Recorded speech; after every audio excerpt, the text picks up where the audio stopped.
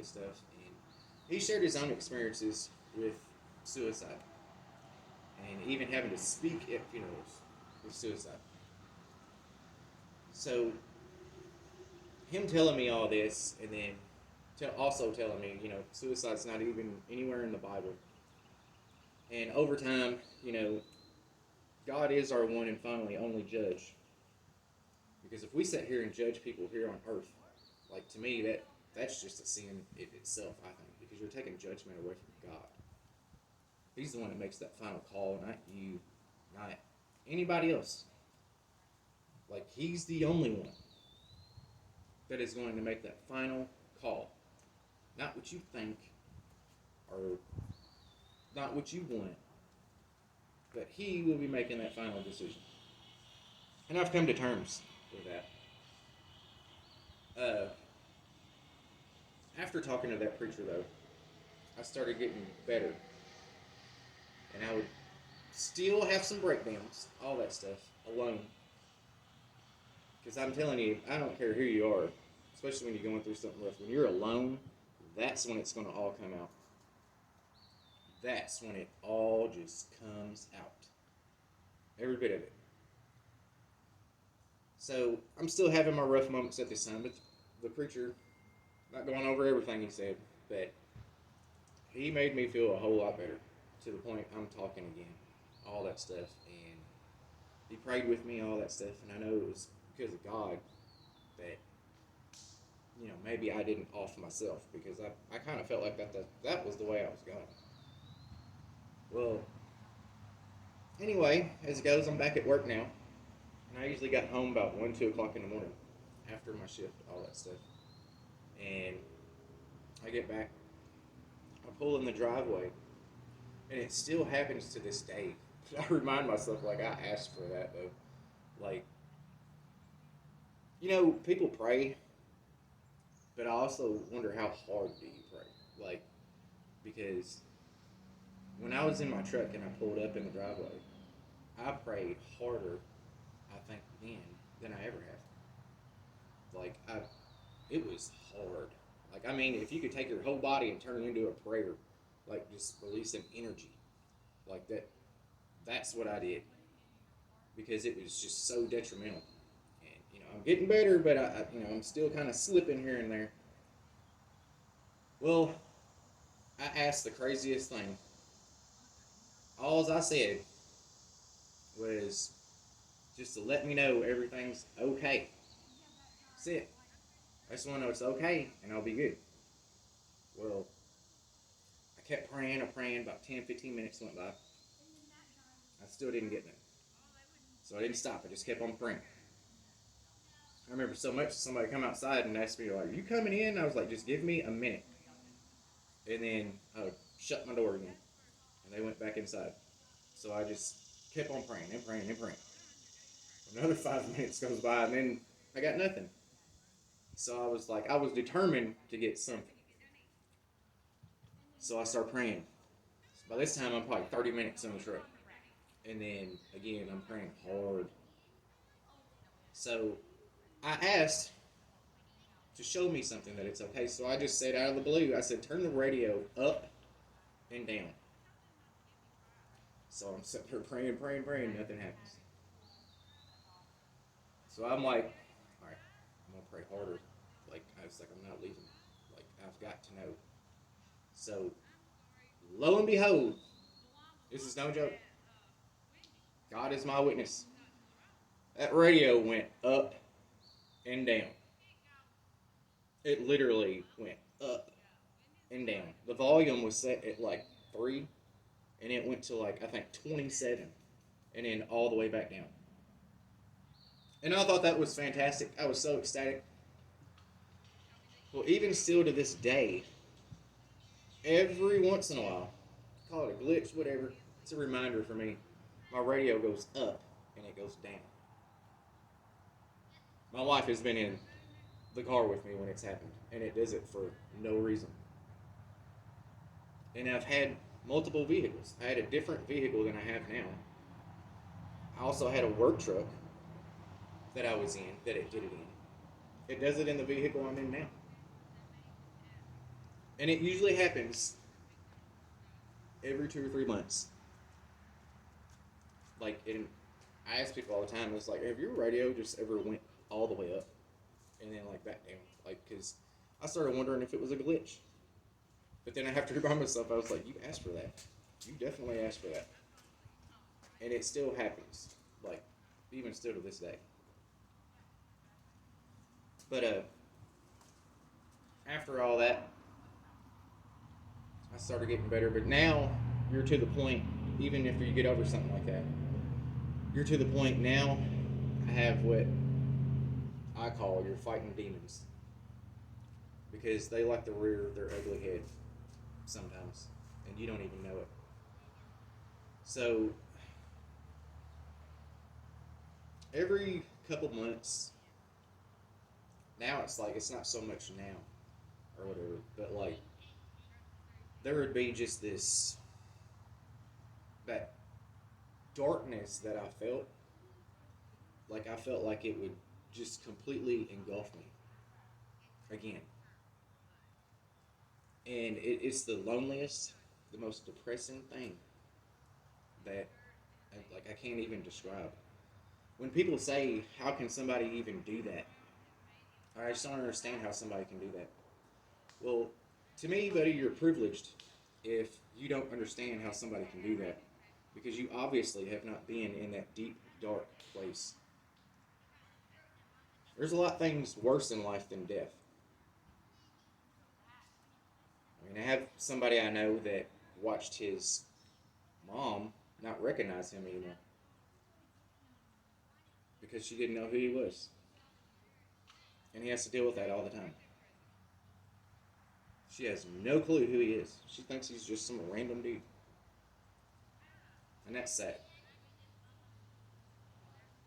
Every time that you are talking to somebody that, you know, they just don't even recognize you. It's like talking to a stranger. Even though that is your mom. Like, but they don't know because they have a disease. And that's rough, and you have to go through that for years. He's been going through that for years. And I know that's hard. But every time it starts rearing its ugly head because my wife has been there. Thank God for her. Because it's almost like somebody has a panic attack or something. But it's not a panic attack. It's almost like going back into this darkness that engulfed me for a good 4 weeks, after going through all that stuff. And the only thing I knew to do was to pray. That's it. Like I would pray and just keep on praying and praying and praying and praying. Like it just make it go away. And it would go away, but then it would want to rear its ugly head again. And then it would, and then I'd pray and I'd pray. My wife would help pray too. And I can't put into words, and I wish I could. I wish I could put it into words how dark it is. Because everybody's situation is different. We all know that. Everybody goes through hard times. Every single one of us do. But I've learned, especially through all that, like, you've got to literally pick yourself up by the bootstraps and just keep going. You can't sit there and just engulf yourself with depression and everything else. Or, because to me, I never liked a pity party. This is not a pity party story that I'm telling you. I don't like pity parties. So, when you pick yourself up and you keep going, and you have to keep your eye on God. Because if you didn't, I can tell you right now, if I didn't, I can tell you right now, I probably wouldn't be sitting here speaking. Like, I would be probably not even walking this earth. And I'm so glad that I did keep going. I'm so glad that God got me through everything. Because I know it's God. I've always believed in God. Always. I'd always prayed to God. Even before I met my wife, I kept my eye on God the most I could. And when people, especially the ones that I've heard here lately, and even like some of the people that I talk to on the regular, they're hitting some of them dark times, and we're all going to hit those dark times. Some worse than others. It's the way it is, man. It's life. Death is a part of life, and I've accepted that. But you got to keep your focus on God. You can't, especially in those times, like you can't waver in what you're doing. Like you can't. Like you've got to keep moving because sitting there, especially like I said, if I had never went and talked to that preacher, God knows what would have happened. But the thing is if God can pull me out of that, and that just made me a much more stronger person because I know if I can come out of that, I could almost come out of anything. Then I remember coming down here when we moved down here. I got a job, and the manager there, his name was Henry, super awesome guy. And when we first moved down here, our car blew up because the motor went bad, all that stuff, and we had spent so much money moving down here, and we was pretty much broke at that point. So the car blows up. Now I'm wondering what are we gonna do, and I had no idea what we was gonna do, especially with like 3 kids. So I winged it pretty much on everything. I got a ride from my sister-in-law. My nephew gave me a ride a few times to get to work.